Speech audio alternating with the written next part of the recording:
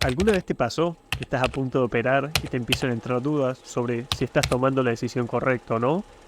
¿Tenías un order block, un soporte, una resistencia o algún indicador que te estaba dando la señal para comprar o vender? Pero al momento de apretar el botón y meter esa compra, de meter esa venta, sentías que había algo que faltaba o que simplemente no te terminaba de convencer. Si esto te pasó alguna vez, quédate a ver este video porque vamos a ver una de las confirmaciones más fuertes que se pueden usar en trading institucional.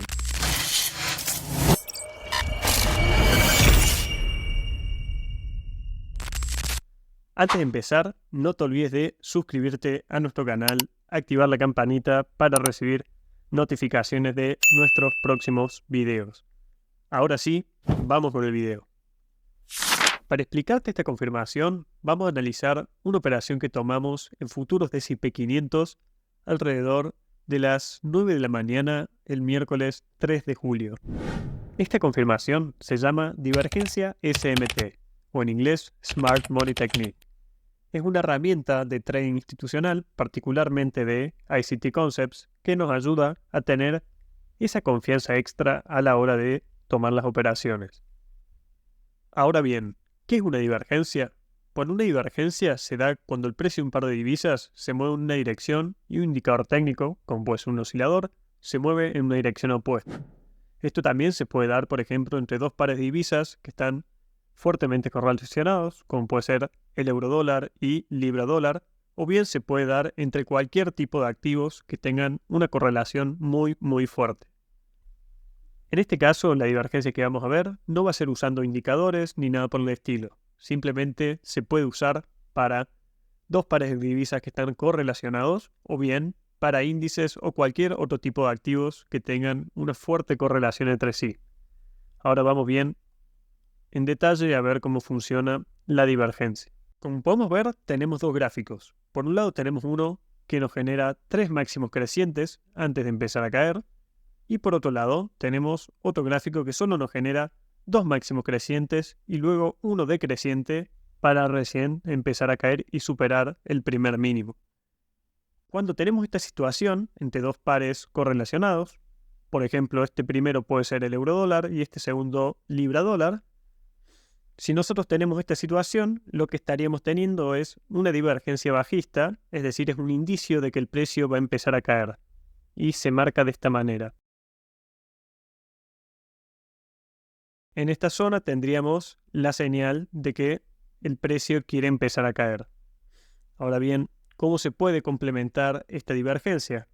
Bueno, bien, la idea es complementar esta divergencia con algún otro tipo de punto de interés, como puede ser, por ejemplo, puede ser un imbalance, puede ser un order block, puede ser la estrategia que sea que vos uses, ya sea un indicador, cruce de EMAs, cualquier cosa.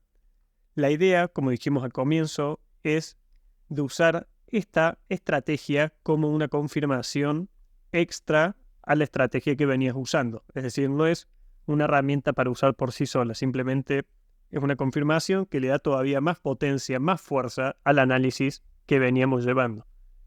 Entonces, para hacer simplemente un repaso, vemos que la divergencia se da cuando tenemos dos gráficos en este caso que tienen una correlación y que están haciendo un movimiento opuesto. Es decir, en este caso tenemos máximos crecientes y en este tenemos máximos decrecientes previo a cambiar la estructura. Y vemos que una divergencia alcista sería exactamente igual, pero al revés. Es decir, tendríamos mínimos que son cada vez más bajos antes de romper el último máximo, mientras que en el otro gráfico vemos que tenemos mínimos que son más bajos hasta que tenemos el último mínimo que empieza a ser creciente antes de dar vuelta al precio. En este caso tendríamos una divergencia alcista y esto indicaría que los pares pueden empezar a subir. Como les comenté hace un rato, lo ideal es que sea simplemente una confirmación y que no sea el análisis completo en el que se basen para tomar la operación. La idea sería tener, como dijimos antes, un Fair Value Gap, un order block, un cruce de EMAs, cualquier otra estrategia más potente. Ahora sí vamos a ver bien cómo usamos estas divergencias en la operación que tomamos en futuros de S&P 500.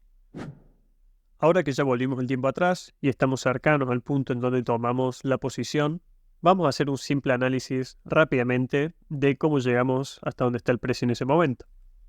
Bueno, vemos que el precio entonces venía de un movimiento alcista, acá dejó un gap, el precio lo rellena, continúa subiendo, luego llega a estas zonas de acá, que son máximos históricos del índice, de hecho, y luego empieza a retroceder. ¿Hasta dónde? Bueno, empieza a retroceder exactamente hasta la zona OT del rango, es decir, la zona óptima de entrada, y a partir de ahí empieza a rebotar hacia arriba. Vemos que primero, antes de empezar a rebotar, toma liquidez y rebota justo en este order block que tenemos acá. Una vez que empieza a subir, nosotros podemos esperar que el precio suba por lo menos hasta el máximo más cercano. En este caso es este que tenemos justo por acá. Ahora, haciendo un poquito de zoom, vemos que en este rebote del order block el precio subió muy fuertemente, generando estos imbalances. Entonces vemos que cuando empieza el día el precio viene, rellena el imbalance y se lleva este último máximo. Y después el precio, bajamos una hora, vuelve a retroceder hacia la zona del Fair Value Gap de 4 horas. Vuelve a esta zona y vemos que no llega a tomar este mínimo, es decir, no llega a superar este mínimo que había dejado antes el precio, sino que hace ese mínimo y empieza a rebotar. En este mismo momento, nosotros vamos a analizar el Nasdaq 100, que es otro índice de Estados Unidos, que se comportan muy parecido con el S&P 500. Es decir, esos son los dos gráficos que vamos a estar comparando para buscar las divergencias. Y una vez que ponemos los gráficos enfrentados, podemos ver claramente que, por un lado, Nasdaq sí llega a superar el último mínimo, generando mínimos más bajos, mientras que en el S&P 500 vemos que deja mínimos crecientes, es decir, un mínimo más alto que el otro. En este momento podemos ver que se formó una divergencia alcista en una hora. Y a su vez, que teníamos acá? Es decir, teníamos un Fair Value Gap de 4 horas, en el cual el precio tocó y empezó a rebotar. Después también veíamos que nos generó esta divergencia alcista. Por ende, ahora lo que podemos hacer es bajar de temporalidad, por ejemplo, a 5 o a 1 minuto, y buscar el modelo en esa temporalidad para meter la operación directamente.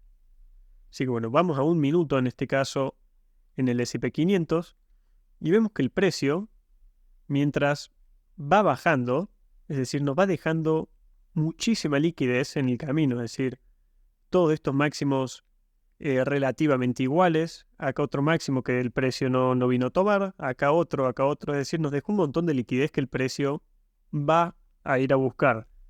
Esto hace que nuestra operación sea de alta probabilidad. Ahora, ¿qué es otra cosa que podemos hacer para aumentar aún más nuestras probabilidades de éxito? Bueno, lo que podemos hacer es repetir lo mismo que acabamos de hacer. Es decir, antes buscamos una divergencia en velas de 1 hora, ahora vamos a buscar una divergencia en velas de 1 minuto. Nosotros sabemos que para buscar la operación estamos esperando el cambio de estructura y después entraríamos, por ejemplo, en este Fair Value Gap con el punto de entrada justo por esta zona y un stop por acá abajo.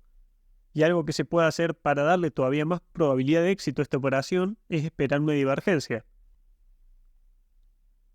Vemos entonces que el precio hace este mínimo y empieza rápidamente a subir, que fue por eso que después nosotros nos fijamos rápidamente en Nasdaq 100 para ver cómo estaba reaccionando acá el precio.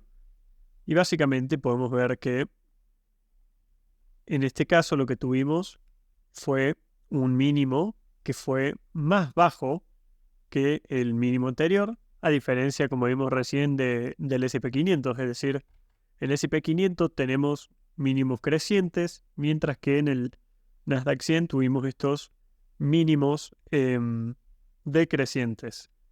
Fue por eso que lo que hicimos nosotros acá fue sumar varias cuestiones. Es decir, tuvimos por un lado el Fair Value Gap de 4 horas, después tuvimos una divergencia alcista en 1 hora, después buscamos un cambio estructural en 1 minuto, que lo tuvimos justo por acá, Y después, luego de este cambio estructural, no operamos directamente el primer imbalance, sino que esperamos otra confirmación más, que fue la divergencia en 1 minuto. Recién cuando tuvimos esta divergencia y el precio empezó a subir, directamente ejecutamos la compra, justo como está marcado en esta zona, y después ya dejamos correr el precio. Y vemos en este caso que se fue a buscar todos estos puntos objetivos de la liquidez previa que tenía. En este caso nosotros arriesgamos tan solo $100 y ganamos alrededor de $500, exactamente $513. Así que simplemente dejamos correr. Vemos que esta operación fue una operación rápida, el precio vino con mucha fuerza, se llevó todos estos máximos que venía acumulando. Después nos dejó un buen fair value gap bastante grande, que el precio vino a rellenar y después volvió a subir con fuerza. Y después directamente ya sí se llevó el máximo que teníamos como objetivo. Hasta acá llegamos con el video de hoy. Si están interesados en que sigamos haciendo videos sobre estrategias de trading institucional, déjenlo saber en los comentarios, así seguimos subiendo este tipo de contenido. Ahora bien, si quieren aprender bien en detalle trading institucional y no saben por dónde empezar, pueden agendar una llamada con nuestro equipo, así vemos si podemos ayudarlos a ser traders rentables. Ahora bien, nos estamos viendo en un próximo video.